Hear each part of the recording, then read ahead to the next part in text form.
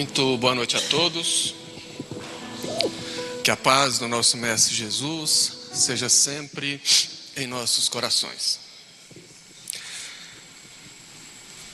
Semana que vem já estaremos em setembro e as pessoas começam a falar sobre suicídio. As casas espíritas, em especial, reservam esse mês para falar de prevenção, inclusive. Então, eu acho que seria bastante interessante se nós fechássemos esse mês falando sobre o luto. Quando nós falamos de luto, inevitavelmente falamos de perdas. No entanto, o espírita consciente deveria falar em pedagogia divina. Deus, em sua infinita misericórdia, nunca permitiu nada que fizesse-nos sofrer gratuitamente. Tudo, em tudo, Ele aproveita como uma oportunidade a nós outros de crescimento, de amadurecimento. E o luto, portanto, é esse momento onde todos somos convidados, ou melhor, onde Deus nos oportuniza um bom período de reflexão e de aprendizado. Se nós vivenciarmos o luto da maneira correta, todos tendemos, ao final, sair dele mais resilientes, mais fortes e espiritualmente mais amadurecidos. Eu explico. Na atualidade, nós vivemos um mundo de paradoxos. No mundo corporativo, do poder público, no mundo do comércio, no mundo familiar, nós chamamos bem-sucedidos aqueles que ganham. E chamamos de felizes aqueles que nunca perdem. No entanto, no mundo real, aquele mundo que nós vivemos intimamente, nós, todos os dias praticamente, estamos à voltas com diversas perdas. E muitas dessas perdas sequer damos conta, até que chega a conta, até que chegam as consequências. Por exemplo, uma das coisas que nós mais perdemos são oportunidades. Naquela loucura de querer levar vantagem em tudo, muita gente tenta ganhar oportunidade, mas perde as oportunidades que a vida nos oferece. Achando que fizeram as melhores escolhas, não veem passar as oportunidades que Deus nos proporciona. E essas oportunidades perdidas geralmente trazem grandes perdas. Como, por exemplo, podemos perder coisas, bens, títulos, posições sociais. Uma outra coisa muito importante que nós perdemos cotidianamente e não nos damos conta é o tempo. Muitas pessoas, na busca desenfreada de preencher o tempo, não se apresenta com lucidez suficiente para fazer boas escolhas. E acabam fazendo escolhas que inevitavelmente desaguam na perda do tempo. E o tempo é algo que é irrecuperável. E quando nesse tempo nós perdemos pessoas que amamos, aí a coisa complica. Porque todo o processo de perda significativa nos leva a uma condição psicológica que convencionou se chamar de luto. O luto, portanto, é aquela dor, aquele sofrimento que nós passamos quando perdemos algo que damos valor. Por exemplo, roubaram meu celular novo. Perdi o emprego. Perdi a namorada. Perdi um animal de estimação. Tudo isso nos remete a um período de luto. E a dor e o sofrimento está diretamente proporcional ao apego. Por exemplo, eu morei em Goiânia há 12 anos.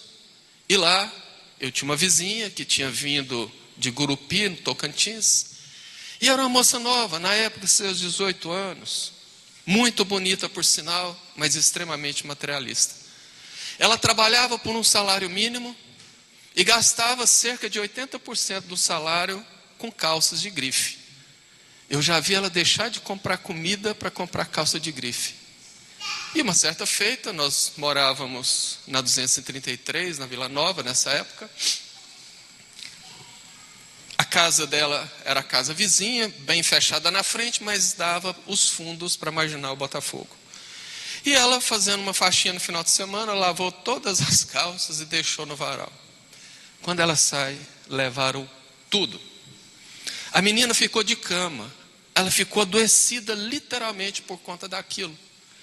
No entanto, depois de uns 15, 20 dias, que ela chegou a emagrecer por conta do sofrimento, ela comentou comigo que durante aquele período de dor, ela teve a oportunidade de pensar bem em, por exemplo, ter mais segurança. Mas o principal que ela pensou foi se valia a pena investir tanto dinheiro numa coisa cara, sendo que tinha alternativas mais baratas e que do nada, de uma hora para outra, ela poderia perder tudo como ela realmente perdeu. Entendeu porque o período de luto é uma grande oportunidade de aprendizado? Por conta disso. É uma oportunidade de tirarmos lições preciosas e principalmente de aprendermos a viver com o que nós perdemos. E essa regra vale principalmente quando o nosso luto é pela morte de um ente querido. Por isso que à noite de hoje nós faremos essa reflexão focando nesse tipo de luto. O luto pela morte de um ente querido, para que a gente possa entender os porquês do luto. Como que nós devemos enfrentar o período do luto e principal, o que nós podemos fazer para diminuir a dor. Se não, vejamos. Era uma bela tarde de primavera. E em Jerusalém, Jesus já havia avisado para os seus discípulos que Lázaro, irmão de Marta e Maria, a quem ele tanto amava, estava doente. E se preparando para sair, dirigiu-se a Betânia, que era um vilarejo praticamente, distante ali, 3 quilômetros de Jerusalém, atrás do Morro das Oliveiras, e era um lugar que Jesus sempre pernotava. Sempre que ele estava em Jerusalém, ele gostava de, ao final do dia, subir o Morro das Oliveiras, caminhar o velho caminho e dormir na casa de Marta e Maria. Ele então, sabendo o que aconteceria com Lázaro, pediu para que fossem até Betânia. Marta, sua irmã chorosa, já aguardava Jesus próximo ao vilarejo, naquela curva onde geralmente ela sabia que Jesus passava. Quando ela viu que Jesus vinha, correu até a sua casa, encontrou Maria, sua irmã, muito chorosa, junto com vários conhecidos, narram as escrituras, vários judeus. E ali, em segredo, ela avisou Maria que Jesus estava chegando. Maria então saiu correndo, e todos acompanhavam, achando que ela ia para o sepulcro de Lázaro chorar. E quando ela vê Jesus, ela tira-se aos seus pés e diz: Mestre, se tu tivesses aqui, meu irmão não teria morrido. Jesus então fica condoído, porque vê Marta, a quem muito amava, Maria, a quem muito amava, e aquelas pessoas que acompanhavam, todos chorando. E narra João, e Jesus chorou. Independente do motivo do choro de Jesus, que nós sabemos que não era o choro pela morte de Lázaro, essa passagem narra simbolicamente que o luto é uma condição psicológica que nos acompanha desde os primórdios, e é verdade, desde a Grécia clássica, desde a Roma dos Césares, dos grandes imperadores. O luto era vivido de uma determinada forma. A época da Roma, Matar uma pessoa, conviver com a morte era tão normal como, por exemplo, uma pessoa hoje que pisa numa barata. As pessoas conviviam com muita naturalidade. No entanto, tinham seus rituais, porque quando um ente querido morria, as pessoas sofriam. O que mais apavorava era o medo da putrefação, de não ser acolhido pelos deuses. Portanto, tinham os rituais de cremação ou de enterro dos seus mortos. No entanto, foi na Idade Média que a igreja referendou a morte e criou em torno da morte, principalmente do luto, diversos rituais. E aí nós vemos a necessidade das velas, dos incensos, da roupa preta, do choro.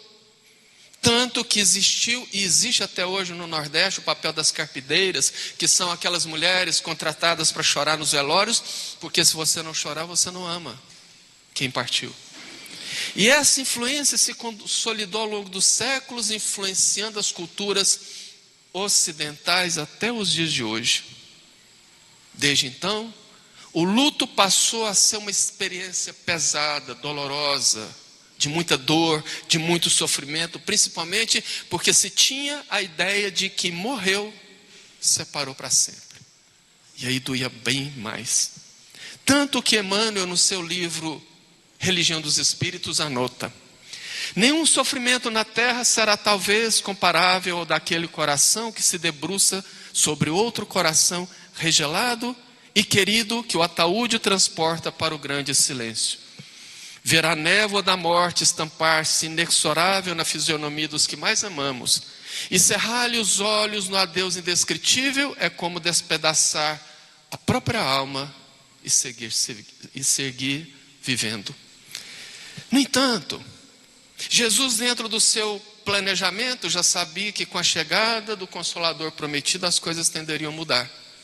E sim, a doutrina espírita chega e a morte deixa de existir. Nós conhecemos a desencarnação, que é muito diferente.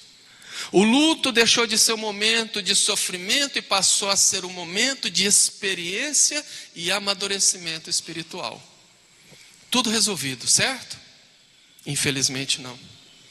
Isso ainda não foi o suficiente para aplacar a nossa dor, porque uma coisa é eu saber, outra coisa é eu ter consciência. Mesmo sabendo que a morte não é uma separação permanente, mesmo sabendo que os nossos entes queridos podem se comunicar com nós, mesmo sabendo que no futuro nós nos encontraremos, isso não foi suficiente para que nós sofrêssemos o luto pela morte de um ente querido. No entanto, o que os Espíritos explicam é que isso ocorre para que nós possamos vencer o apego. Sim. Nós sofremos por essas coisas que perdemos, quando perdemos coisas, pelo apego. E nós sofremos pela morte dos nossos entes queridos, pelo apego. Porque infelizmente muita gente, inclusive espíritas, mesmo sabendo que a morte não existe, vê na morte uma separação quase que definitiva. Tem pessoas que estão vendo seus entes queridos estertorarem, agonizarem em dor lacinante, e mesmo assim está pedindo a Deus para que o ente querido não morra, demonstrando que não ama, que sim, tem apego. Muito pelo contrário também, que não ama, às vezes é muito egoísta. Na Revista Espírita de 1858, nos meses de março e abril, o codificador trouxe uma reportagem que fala sobre a vida em Júpiter. Nós sabemos que Júpiter é, do nosso sistema solar, o planeta mais evoluído. E lá, Bernard de Palissy, que foi um oleiro, alguém que mexia com barro, fazia tijolos no século XV em Paris, e hoje vive em Júpiter, trouxe a descrição de como é a vida em Júpiter. Ele disse que lá, os habitantes vivenciam a morte sem o pavor da decomposição, porque pelos corpos sutis não existe a putrefação. Os corpos praticamente somem. E que eles vivenciam a morte como um período necessário. E sabendo o que vai acontecer no futuro, não sofrem. Pelo contrário, comemoram de maneira a entender o que acontece. E a passagem nada mais é do que um passo para a nova existência. Isso demonstra o quê? Que eles em Júpiter, no planeta mais evoluído do sistema solar, veem a morte desse jeito, não tem apego, porque já amadureceram espiritualmente, já evoluíram. E é isso que nós estamos caminhando para lá. Porque você pode acreditar, por mais que doa, o aprendizado que o luto nos proporciona é um aprendizado suave e progressivo, porque Deus não agride consciências, Deus usa o tempo. Vamos entender. Na nossa vida, desde muito cedo, Deus nos proporciona pequenos lutos, como se fossem pequenos estágios para que a gente se preparasse para os lutos futuros. Quem aqui nunca perdeu um pintinho, um peixinho, e chorou horrores quando era criança? Mais tarde, nós nos vemos a voltas com lutos maiores. A perda do emprego, a mudança de cidade, a perda de um patrimônio ou de um valor, a perda de um afeto, até o dia que nós deveríamos estar fortalecidos e preparados para viver o luto no seu mais alto grau de potencialidade e dor, que é a perda de um ente querido para a morte. Vamos explicar com uma metáfora. Imaginemos que a vida seja uma longa estrada e que nós precisamos percorrer essa estrada e não podemos voltar, só vai para frente. E nessa estrada existe de tempos em tempos algumas cavernas. E nós precisamos entrar nessas cavernas, vivenciar essa passagem e achar a saída do outro lado. Entendamos que essas cavernas são o luto. Portanto, nós deveremos entrar. Vez ou outra estaremos numa escuridão total.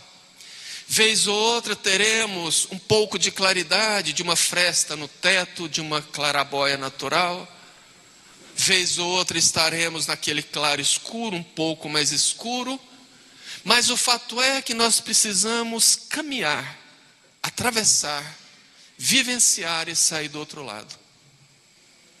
E essa travessia, ela se dá de 4 maneiras, e aqui nós vamos ver uma a uma em separado, para podermos entender que a doutrina espírita, junto com as ciências psicológicas, nos oferece uma espécie de mapa para que a gente possa entrar nessa caverna, trespassar os obstáculos e conseguir sair do outro lado. O primeiro tipo de travessia, nós podemos chamar que uma travessia normal. Aquela travessia que a maioria das pessoas experimentam e que vivenciam cada um tipo de estágio, cada um ao seu modo, cada um ao seu tempo. O mapa para essa travessia, quando é comigo, eu vou atravessar. O primeiro checkpoint é: permita-se sentir dor. Sim, pode chorar. E sim, espírita pode chorar. Pode e deve chorar, porque o choro é algo orgânico que nos ajuda a aliviar. Eu conheci uma mãe que se dizia com muita culpa, porque ela era espírita e estava chorando pela filha que havia desencarnado. Eu comentei com ela que ela não devia sentir culpa. Onde está escrito em algum lugar da literatura espírita confiável que a gente não deve chorar? Pelo contrário, podemos. No entanto, tem uma diferença. O choro de saudade, o choro de gratidão é uma coisa. Agora o choro de desespero, aí não. Esse prejudica. O nosso Chico lá no primeiro Pinga Fogo anotou: a lágrima de agradecimento, reconhecimento e carinho fazem bem aos nossos entes queridos que partiram. Mas as lágrimas de revolta e de dor fazem mal, inclusive a quem chora. Porque sim, aquele choro desesperado, aquele choro de revolta faz mal a quem partiu e principalmente a quem está chorando. O segundo checkpoint: busque apoio em familiares, amigos ou até em profissionais, se for o caso. no caso do luto. O isolamento é o grande desafio. Muita gente que está de luto tende a se isolar, deitar, ficar quieto, e é desse jeito que a depressão gosta. Portanto, chamar alguém para conversar, compartilhar as emoções com alguém confiável, seja esse alguém confiável um familiar, um amigo, um conhecido, é muito interessante, porque nós validamos as nossas emoções vendo, por exemplo, que o que nós estamos sentindo todo mundo já sentiu. Essa conexão ela é fundamental para que a gente possa trespassar a dor. O terceiro checkpoint: cuide-se de si mesmo. Da mesma maneira que na vida normal nós precisamos cuidar de nós outros, no período do luto se faz muito mais necessário uma alimentação saudável, cuidar do sono, no mínimo 7 horas de sono faria-se muito bem. Exercícios físicos. O melhor remédio, mais barato, porque é gratuito, para melancolia e depressão, chama-se exercício físico. E quando nós estamos exercitando, nem que seja lavar um banheiro, capinar um quintal, ou ir para a academia, nosso cérebro produz neuropeptídeos, neurotransmissores, que nos dão bem-estar e ajuda a sair daquilo. Sair da rotina é outro fator primordial. Porque aquela vida rotineira, nem que sair da rotina seja, hoje eu não vou para o meu trabalho, para essa rua. Hoje eu vou descer, virar lá embaixo, dar uma volta e chego no meu trabalho. Tudo isso ajuda a regular o corpo e a mente. Quarto ponto, e um dos principais: transforme a sua dor em caridade. Servir o próximo cura feridas. E eu falo isso por mim próprio. Segundo os espíritos, a melhor maneira de honrar a memória de um ente querido que partiu pela desencarnação, e a melhor maneira de nos sentir bem, é desenvolver um trabalho de caridade em homenagem, em honra àquele que partiu. Há 3 dias da desencarnação do meu pai, me lembro muito bem. Ele estava na cama, no oxigênio, e com certa dificuldade de falar, me chamou e disse assim: meu filho, eu queria te pedir uma coisa. Não deixe a campanha do aborto morrer também. E nós não deixamos. Em homenagem a ele, continuamos, hoje está um pouco parada, mas sempre de uma forma ou de outra nós estamos movimentando em homenagem a ele. Se o seu ente querido, por exemplo, gostava de crianças, faça uma adoção virtual, cuide de uma criança numa creche, faça visitas regulares em nome do ente querido que partiu. Se ele gostava de ler, faça uma campanha, um trabalho de incentivo à leitura. Isso é uma das melhores terapias e ajuda quem partiu. O quinto passo desse mapa, e que muita gente não dá muito valor, é a prece sincera. Essa prece não precisa ser essas decoradas que todos nós conhecemos. Ficar falando Pai Nosso que estás nos céus, não. É conversar com Jesus, assim como nós conversamos com qualquer pessoa. É conversar com o nosso ente querido como nós conversávamos quando ele estava do nosso lado. No entanto, conversa boa. Nada de reclamação, nada de cobrança, nada disso. Conversar falando o quanto deixou saudade, o quanto foi bom a convivência, o quanto ele é amado. Imagina você que precisa fazer uma viagem lá para o interior da China e fica lá por 20 anos quase incomunicável. Uma vez ou outra você pode se comunicar com a sua casa, e quando você liga, quem está do outro lado da linha começa a chorar, reclamar: por que você foi, por que você me deixou, estou sofrendo. Como você ficaria? Da mesma maneira que o teu ente querido fica do outro lado quando você transforma a dor em lamentação. Portanto, a prece saudável, ela é um santo remédio. O sexto ponto: estude para desenvolver a fé raciocinada. Jesus disse: conheceis a verdade vos libertará. Sabe por quê? Porque conhecer os porquês da morte, por que nós morremos, Por que é que os nossos entes queridos se vão? Por que é que muitas vezes, ao invés de o pai, vai o filho em tenra idade? Conhecer isso tudo nos fortalece e nos ajuda a preparar para o que vem pela frente. E finalmente, o 7º passo é: dê tempo ao tempo. A ciência, através da neurociência, que já estudou os efeitos do luto no cérebro humano, fala que o luto não tem um prazo estipulado. No entanto, nós precisamos vivenciar o luto, a ciência falando, porque aquela profusão de confusão que acontece no nosso cérebro, uma parte do cérebro registrando que a pessoa morreu, o enterro, o velório, e a outra parte do cérebro guardando as reminiscências, as lembranças, o amor, aquilo entra em choque. E nós temos uma profusão de liberação de neurotransmissores que causa a maior bagunça no corpo. Insônia, ansiedade, dores, desânimo, tudo que você precisa, que você pode imaginar. No entanto, é necessário isso para que o cérebro se reconfigure.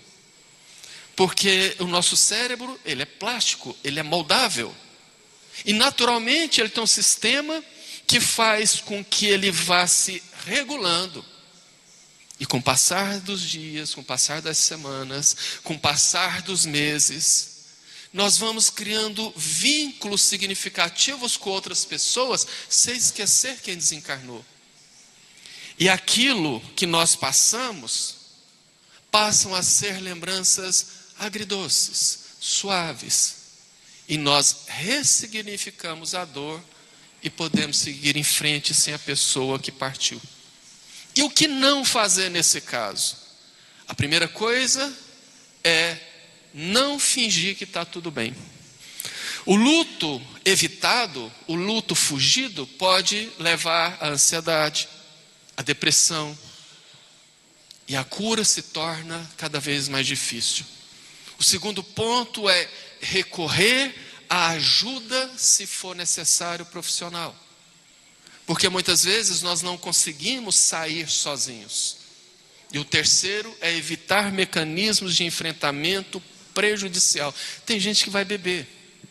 Tem gente que usa drogas achando que com isso vai se livrar e não vai. Ele só não está adiando o encontro com a dor, como está complicando a reconfiguração do cérebro e dificultando a plasticidade para que ele possa superar aquilo. Chegamos ao final. E quando o luto é com outra pessoa, com alguém que eu conheço, com um amigo, com a família? Passos rápidos para que a gente não se prenda nisso. A primeira coisa é a escuta ativa. Ouvir a pessoa. Sentar do lado e falar: olha, eu imagino a sua dor. Se você quiser falar, desabafar, ou simplesmente ficar calado, eu estou aqui. Essa presença é importante. Ajudar na prática. Se for uma pessoa que você tem uma certa intimidade, se ofereça para ir em casa, ajudar a lavar, limpar alguma coisa, fazer algo por ela, ir ao banco, alguma coisa nesse sentido. A pessoa se sente valorizada. E respeitar o enlutado. Não ficar perguntando: o que é que morreu? Nossa, o que é que aconteceu? Por que é que aconteceu? Nem falar aquelas frases prontas. Ele descansou, foi porque Deus quis. Não, você é nova, seu marido morreu, você arruma outro. Isso não melhora. Pelo contrário, isso prejudica. Segundo tipo de travessia. Aquela travessia mais curta e menos dolorosa. Nós vimos a travessia normal, primeira. A segunda travessia, aquela mais curta e menos dolorosa. É uma travessia que está reservada àqueles que trazemos a consciência tranquila de que fizemos o que foi possível pelos nossos entes queridos. E também por aqueles que soubemos aproveitar o tempo junto com os nossos entes queridos. O mapa para essa travessia tem menos passos. Mas o primeiro passo importante é: aproveite ao máximo o tempo com seu ente querido. Nem todos temos tempo para ficar, por exemplo, com os nossos pais. Isso é compreensível. O mundo moderno exige que trabalhemos, que cuidemos da nossa família. No entanto, o pouco tempo que tivermos, que seja tempo de qualidade. Que não seja tempo reservado a problemas e intrigas, porque aqui entra o segundo passo: cultive o perdão. Paulo disse: não deixe, aliás, irais, sinta ira, fique com raiva, mas não deixe que o sol se ponha sobre a sua ira. A coisa mais normal do mundo é termos encrenca com os nossos entes queridos. A coisa mais normal é brigarmos com quem nós amamos. E isso acontece por quê? Primeiro, porque nós confiamos. Ninguém briga com o desconhecido porque sabe que a resposta pode não ser muito boa. Segundo, é porque dentro de casa, em família, nós mostramos quem nós realmente somos. No entanto, sabemos como espíritas que estamos reunidos num núcleo familiar justamente pela falta do perdão no passado. Então que a gente não leve para a próxima novamente. Evitemos as picuinhas. Quantas pessoas ficam sem conversar com seus entes queridos por causa de bobagens, por causa de coisas efêmeras? Não deixemos mágoa corroer a relação com os nossos entes queridos, porque aqui entra o terceiro ponto: evite o sentimento de culpa. Quando não perdoamos, quando encrencamos e chega a morte, nós desenvolvemos um sentimento de culpa porque passamos a pensar: eu poderia ter feito diferente, eu poderia ter feito mais, poderia ter sido assim, poderia ser assado. Mas Manuel Filomeno de Miranda, no livro Nos Bastidores da Obsessão, no capítulo 12, anota: esse tipo de pensamento alimenta vínculos de sofrimento e deve ser substituído pela oração e pelo amor construtivo. Portanto, nada de culpa. E o quarto é bem parecido com aquele mapa quando é para nós: transforme o momento de dor em oportunidade de vida. O meu pai desencarnou num domingo à noite, final do dia, melhor dizendo. O velório foi na segunda, o sepultamento às 17 horas, e eu saí do cemitério e fui para o centro do seu Ulisses dar palestra, que à época eu fazia uma palestra lá toda segunda-feira. Quando eu cheguei, as pessoas me olharam como se tivesse visto um fantasma. Acabou de sepultar o pai e já está aqui? Sim. Fiz a palestra. No outro dia eu fui para Mineiros, porque era a época que eu morava em Mineiros, e fiz uma palestra lá de um culto ecumênico de formatura, se não me engano, de um curso de administração de empresas. E eu ofereci a palestra ao meu pai, que tinha sido sepultado no dia anterior, e eu vi o olhar de todo mundo estranhando. E eu segui a vida. Continuei trabalhando, não matei serviço, e ouvi uma pessoa falar nas minhas costas: o Carvalho parece que não está nem de luto. Ele está bem, está rindo, está brincando, está trabalhando. Pois é, isso não era frieza e nem fortaleza. Isso era um tipo de luto que a psicologia chama de luto antecipatório. O luto antecipatório, ele se dá quando nós nos vemos em uma situação sem saída. Por exemplo, o nosso ente querido está com uma doença incurável, como era o caso do meu pai. Ao invés de lamentar, de chorar, de se rasgar todo, a pessoa aproveita aquela oportunidade para aproveitar o tempo que pode com o ente querido. E foi o que eu fiz. Meu pai guardou o segredo da doença, ele desencarnou com fibrose pulmonar. Ele guardou o segredo da doença por quase 2 anos. Quando eu fiquei sabendo, ele teve mais 6 meses de vida. E eu aproveitei cada minuto desses 6 meses de vida para estar com ele, para brincar, para levar ele para passear, que era uma coisa que ele gostava. Ajudava a arrastar ele para a sala para assistir um filme que ele gostava. Ele adorava um peixe, eu buscava o peixe para ele comer. Então eu fui vivenciando aquilo e tive a oportunidade de elaborar a minha dor antecipadamente. Quando veio a desencarnação, psicologicamente eu já estava preparado. Claro, o trabalho no bem fortaleceu. Claro, saber que a morte não existe, ter certeza inclusive que a morte não existe, saber que ele estaria bem, ajudou. Mas o luto antecipatório fortalece muito mais. Dessa maneira, a gente atravessa e sai da caverna. Terceiro tipo de fantasia, de travessia, a travessia fantasiosa, que é aquela travessia que a pessoa entra na caverna e ao invés de vivenciar os momentos lá dentro, ela olha para o chão, finge que não está ali dentro e tenta achar a saída sem querer vivenciar nada. Ou em outras palavras, a pessoa foge do luto. A pessoa se nega ao luto. Quando isso acontece, uma coisa mínima, em algum momento, é capaz de transbordar o copo, aquela gotinha transborda e a pessoa vivencia tudo o que ela havia recalcado. Algumas vezes, acrescida de juros. E aqui eu quero deixar um depoimento, porque eu vivenciei isso recentemente. Tem hora que eu não gosto de preparar certas palestras, porque é incrível. Quando eu defino o tema, o pessoal do outro lado dá um jeito de fazer eu vivenciar aquilo, para eu chegar aqui e saber o que eu estou falando. E não foi diferente com o luto. Eu confesso que, de uns 5 anos para cá, eu tenho vivido dias muito difíceis. Situações de perdas e mais perdas, perdas diárias, perdas semanais, perdas mensais, perdas em todos os âmbitos da minha vida, e eu tenho sido forte. Eu tenho tentado levar as coisas à frente sem deixar transparecer nada, porque eu penso que ninguém tem culpa do que eu estou passando, ninguém precisa saber do que eu estou passando, isso é mal de homem. É por isso que homem está tudo morrendo do coração, porque a gente guarda, segura, não sabe expor, não sabe extravasar, e de repente, blum, implode. Eu não posso negar a raça. E aí as coisas foram vivendo.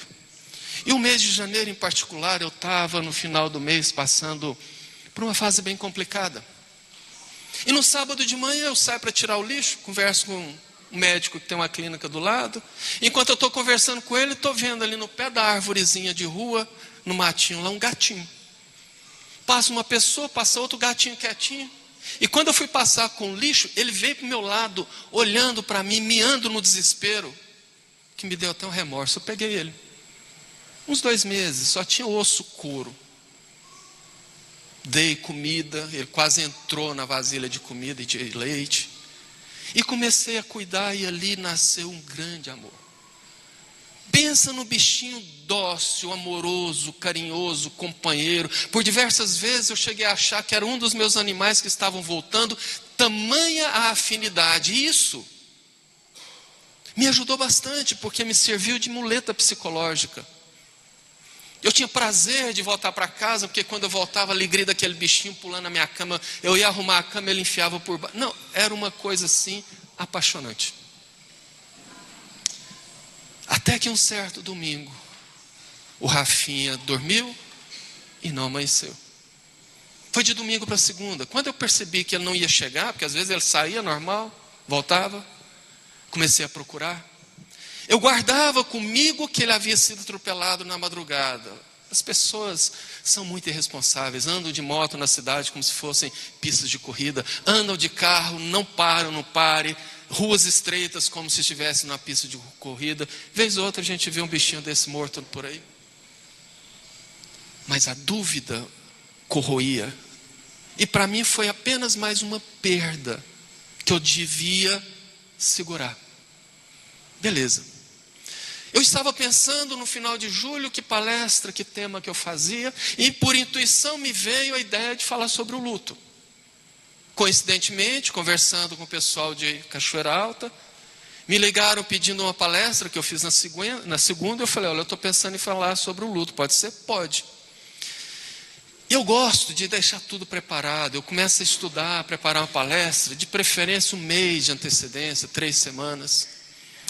E eu tenho feito alguns vídeos de divulgação, como hoje, eu tenho uma lista de transmissão, eu lanço vídeo fazendo a divulgação da palestra, porque muita gente gosta de acompanhar. E eu pensei, eu vou fazer esse vídeo. E ali eu entendi, por que às vezes as pessoas, os artistas que estão com melancolia, produzem as suas melhores obras, porque quando a gente está sofrendo, realmente a inspiração é diferente. Eu pensei nas imagens que eu queria criar, fiz os prompts, gerei as imagens na IA, E foi algo assim que em 10 minutos, geralmente eu levo 1 hora para montar um vídeo desse, em 10 minutos o vídeo estava pronto e me veio à cabeça colocar aquele samba muito conhecido naquela mesa. O vídeo mostra o que eu estava sentindo naquela hora. É um vídeo que só tem música e 2 frases que constam na letra da música em 2 momentos. Na hora que eu estava vendo o vídeo para terminar a edição e tinha aquela frase falando: naquela mesa está faltando ele, a saudade dele ainda vive em mim. Eu olhei pela janela do meu setup, que tem um jardim, e a janela da cozinha, vi o lugar da mesa do meu pai. Olhei na estante, vi o brinquedo do Rafinha. Foi a gota d'água. Ali transbordou tudo que eu havia negado em 5 anos. Eu tive um choro convulsivo por mais de 10 minutos. Eu não conseguia parar. E depois, me recuperando, respirando fundo, eu parei, fui terminar o vídeo, mas as lágrimas descendo. E nos dias seguintes eu vivia aquela amargura, aquela angústia. O final do dia dava uma certa angústia e foi passando. E hoje eu descobri que eu tinha usado aquele amor como uma muleta psicológica, mas ele foi importante para que eu pudesse elaborar isso tudo, pondo para fora o que eu tinha negado. E aqui nós entramos na 4ª travessia, que é aquela travessia prolongada das pessoas que entram na caverna e se negam a sair. Senta no chão. Aquelas pessoas que têm a dificuldade de lidar com a morte, e isso leva ela a estagnar na travessia. Isso ocorre quando a pessoa mergulha em sofrimentos atrozes.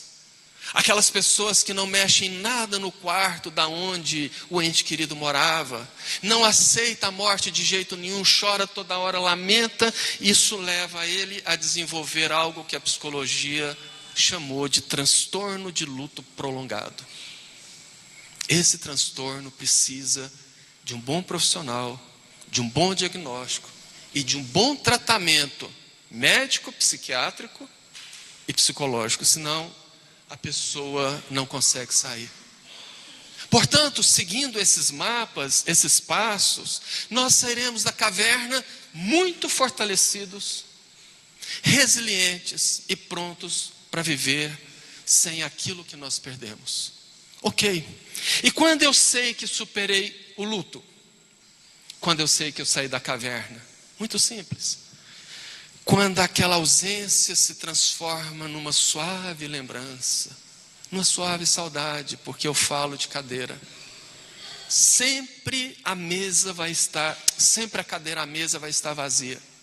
Mas nós passamos a ver aquilo já com tranquilidade. Aquela ausência já não dói quando nós falamos, quando nós conversamos. Por isso, que quando nós falamos de luto, nós precisamos entender que fundamentalmente o luto é um espelho que reflete 2 verdades. A primeira, o quanto nós amamos. E a segunda, o quanto nós deveríamos ter amado mais. E essa é a mensagem que eu gostaria de deixar. Porque eu gostaria de encerrar deixando 3 ou 4 sugestões práticas que eu aprendi com o luto e que eu aprendi com a doutrina espírita. E que nós, de certa forma, já falamos aqui. A primeira sugestão é: valorize o presente. Valorize o aqui, o agora. Viva os pequenos momentos. O luto também nos ensina que o tempo não pode ser desperdiçado. Eu aprendi isso com meu pai, que desencarnou, porque eu morei muito tempo fora. Eu morei 12 anos em Goiânia, morei 8 anos em Mineiro, só são 20 anos que eu poderia ter aproveitado mais o tempo com ele, mas eram as circunstâncias da vida. No entanto, depois da sua morte, eu valorizo ao máximo cada momento que eu tenho com a minha mãe, que graças a Deus ainda está presente. Dias atrás eu estava trabalhando muito apertado, fui beber água e de repente eu olho no fundo na varanda do fundo do quintal. Ela estava lá na bicicleta ergométrica pedalando, os gatos em volta, aquele sol, aquela hora dourada das 5h30, 6 horas, a coisa mais linda, uma brisa apesar do tempo seco. Eu parei tudo e fui para lá, para curtir por alguns minutos aquele momento que nunca mais voltaria. Aquele momento que nunca mais eu teria. Portanto, nós precisamos aproveitar o tempo presente. A segunda sugestão: pratique a caridade. Seja você instrumento de consolo. Nós nunca sabemos quando precisaremos. Como eu disse antes, consolar o próximo nos fortalece, e nos fortalece porque ao buscar o próximo, nós temos no próximo um espelho das nossas dores, e ao ver as misérias humanas, as dores humanas, as desgraças que muita gente vive em silêncio, a gente percebe que a nossa dor não é tão dorida, e nos fortalecemos nisso. O terceiro, repito, ore e estude. Fortaleça-se na fé raciocinada, porque a doutrina nos mostra que os nossos amores que se vão não se foram em definitivo. Eles nos aguardam vivos na eternidade. Tão logo possam, nós estaremos às voltas com eles, nem que seja naquele momento que você está em casa e de nada dá aquela saudade gostosa. Geralmente é a presença dele que nós sentimos a vibração. Outras vezes nós dormimos e temos aquele sonho tão gostoso, como eu já tive diversas vezes com meu pai, que eu abraçava, era capaz de sentir no sono o calor e o cheiro dele. São os encontros que nós temos durante o momento que nós estamos em estado espiritual. E aqui eu não falo como um teórico, eu falo como alguém que vivenciou cada palavra que foi dita aqui hoje. Quem conheceu meu pai sabe como ele era. Eu posso dizer que eu tive nele o melhor amigo e o único amigo que eu tive verdadeiramente nessa existência. Naturalmente, até eu me tornar adulto, meu pai não era meu amigo, ele era meu pai, me educava, me ensinava, mas depois que já estávamos com a personalidade formada, com a vida feita, nos tornamos grandes amigos. Meu pai me ensinou com exemplo. Meu pai foi um dos espíritas mais atuantes e respeitados nessa cidade. Tanto é que quando ele estava doente, vários grupos de espíritas se revezavam nas suas últimas semanas em casa, fazendo cultos, orando por ele. E numa dessas, a dona Marlene, uma clarividente fenomenal, disse que durante o culto ela viu ali, ajoelhado aos pés da cama dele, um ex-obsessor do sanatório orando para que ele ficasse bem. Meu pai desencarnou. Eu segui a minha vida como eu contei agora há pouco. Aproveitava o momento para auxiliar a minha família, os meus irmãos, a minha mãe que estava sofrendo muito. Até que 7 meses depois, ele desencarnou 23 de fevereiro, o aniversário dele é daqui a pouco, 18 de setembro. No primeiro aniversário, minha mãe disse: meu filho, eu queria fazer um culto para o seu pai, mas aqui em casa não dá, a família é grande, você podia ver lá no Allan Kardec? Eu fui olhar no Allan Kardec, e esse dia caía numa quinta-feira. Chegamos lá, ainda tinha palestras, hoje é estudo, e quem estava fazendo a abertura era o Zé Lúcio.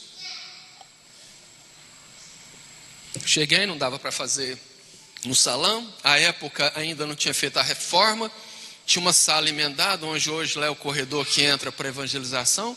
Nós fomos para aquela sala, e lá nos sentamos como se fosse assim, as cadeiras, a família, estávamos em 40 pessoas.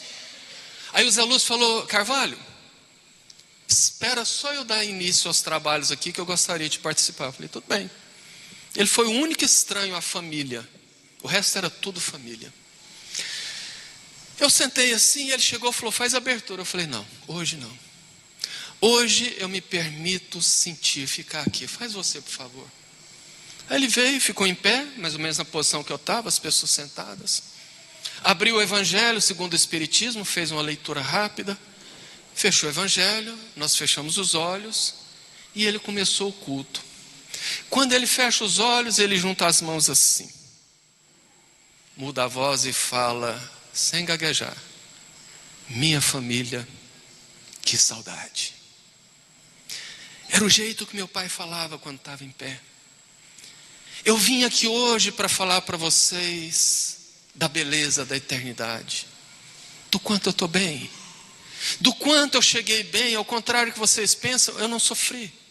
Naquele momento, quer dizer, da desencarnação, que ele teve uma crise, eu estava em Mineiros dando palestra, voltando para cá, chamaram os bombeiros, levaram para o hospital do Unimed, ele já chegou morto.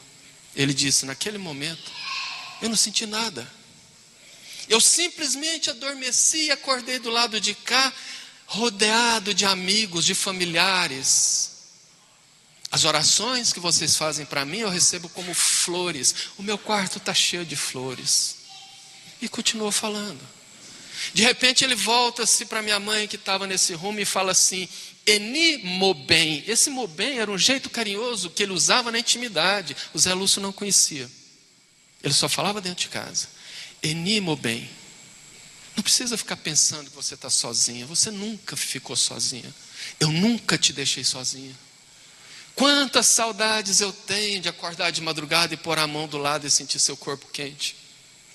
Quantas saudades eu tenho dos cafés da manhã que você levava para a minha cama. Até quando você estava com raiva de mim, você chegava, jogava lá, mas você levava. O Zé Lúcio não sabia disso. E minha mãe mais tarde confessou que desde que ele havia desencarnado, ela não parava de pensar o quanto estava sozinha.